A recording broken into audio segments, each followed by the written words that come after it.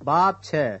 उन दिनों में जब शागिर्द बहुत होते जाते थे तो यूनानी मायल यहूदी इब्रानियों की शिकायत करने लगे, इसलिए कि रोजाना खबरगिरी में उनकी बेवाओं के बारे में गफलत होती थी। और उन 12 ने शागिर्दों की जमात को अपने पास बुलाकर कहा, मुनासिब नहीं कि हम खुदा के कलाम को छोड़कर खाने पीने का इंतजाम करें।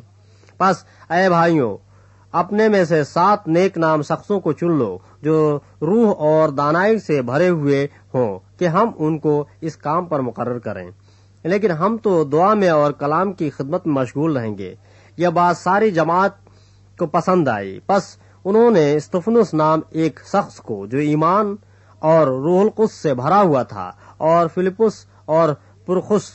और नेकानूर और तिमोन और परमनास को और निकालउस को जो 9 मुरीद यहूदी अंताकी था चुन लिया और इन्हीं रसूलों के आगे खड़ा किया। उन्होंने दुआ करके उन पर हाथ रखे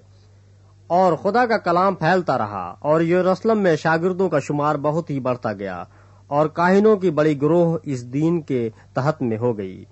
और स्तिफनुस फजल और कुव्वत से भरा हुआ लोगों में बड़े बड़े अजीब काम और निशान जाहिर किया करता था कि उस इबादत खाना से जो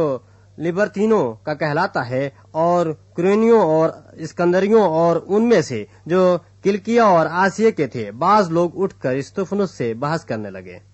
मगर वो उस दानाई और रूह का जिससे वो कलाम करता था मुकाबला न कर सके। इस पर उन्होंने बाज आदमियों को सिखाकर कहलवा दिया कि हमने इसको मूसा और खुदा के बरखिलाफ कुफ्र की बातें करते सुना।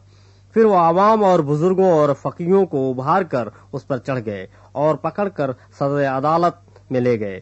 और झूठे गवाह खड़े किए, जिन्होंने कहा कि ये शख्स इस पाक मुकाम और शरीयत के बरखिलाफ बोलने से बाज नहीं आता,